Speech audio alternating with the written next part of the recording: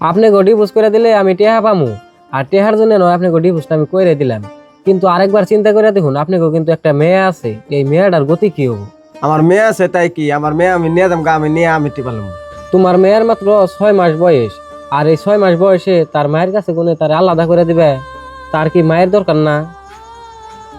আমার মেয়ের যদি মায়ের দরকার হয় তাহলে আমি বিয়ে করে দেখলে ওরা নতুন মা এনে দিব, তাও আমি রাম না। ডিভোর্স তাহলে তুমি দিয়েই দিবে?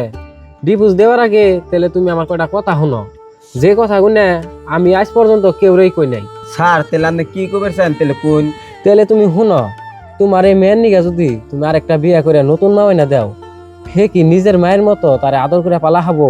যেমনি তোমার এই বউয়ে তোমার মেয়ের আদর করে পালতাছে, পালা হারবো না।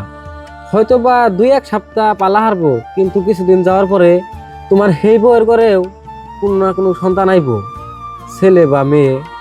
হেসুমকে তোমার এই মেয়ের গতিটা কি হবো একবার কি ভাইবা দেখছ?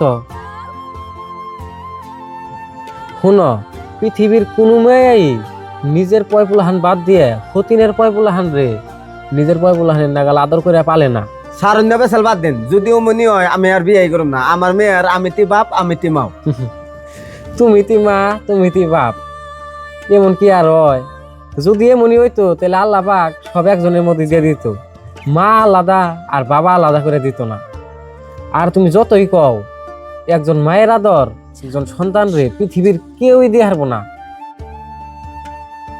দোষ করলে তোমার বউ করছে, দোষ করলে তুমি করছো, কিন্তু তোমার এই অবুঝ মেয়েটাই তো কোনো দোষ করে নাই। তুমি তো বিয়ে করলে নতুন একটা বউ পাইবে, তোমার বউ বিয়ে বললে নতুন একটা জামাই পাইবো, কিন্তু তোমার মেয়েটার মাঝখানে থেকে জীবনটা নষ্ট হবো। না, আমার মেয়ের জীবন আমি নষ্ট হইবার দিব না। আমি জেনে থাকুম আমার মেয়ে আমি লগে রাখুম। তোমার মেয়ে তুমি নগে রাখবা মানে? তুমি তো আর এই বয়সে বিয়া ছাড়া থাকা হবা না, তুমি তো যে কোনো হানে বিয়া বইবে। হেনে নয় বুঝলাম, তোমার হে স্বামীতে তোমার মেয়ে সুদ দেয় তোমারে নিব, কিন্তু কিছুদিন যাওয়ার পরে হে কিন্তু তোমার এই মেয়েটা রাখবো না, তোমার রাইকে এই মেয়েটা কিন্তু খেদিয়ে দিব। তখন তোমার এই মেয়েটার গতি কি হবো? তোমার মেয়েটা তার নানির বাড়িতে থাইকে ইতিমের মতো বড় হবো, না থাকবো তার বাপ, না থাকবো তার মাও। বাপ থাকতেও বাপের আদর পাইবো না, আর মাও থাকতেও মায়ের আদর পাবো না। আর একটা সন্তানের, একটা শিশুর ইতিমের মতো বড় হওয়ার কত যে কষ্ট, এটা তোমরা বুঝবা না। এটা আমি বুঝি, আমার নগে মনে হয়েছে। আমারে ছোট থুয়ে আমার বাপ মরে গেছাল গা, মায়ে বৈশাল অন্যহানে বিয়ে। আমি মাইসের বাড়িতে রাহল থেকে বড় হয়েছি, মাইসের বাড়িতে কাম করে দিয়ে এক উক্ত ভাত খাইছি। তাই কত যে কষ্ট ইতিম মানুষের সেটা আমি জানি। এটা যদি তোমরা বুঝতা তাহলে তোমরা এই ডিভোর্সের চিন্তাধারা মাথায় আনতা না। আমি কই কি, তোমরা ডিভোর্স করতা, তুমি আমি না করতাম না। যদি এই তোমার মেয়েটা ওর আগে ডিভোর্স করতা, ডিভোর্স করার অধিকার তুমি আছে, কিন্তু একজন সন্তানের জীবন নষ্ট করার অধিকার তুমি নাই।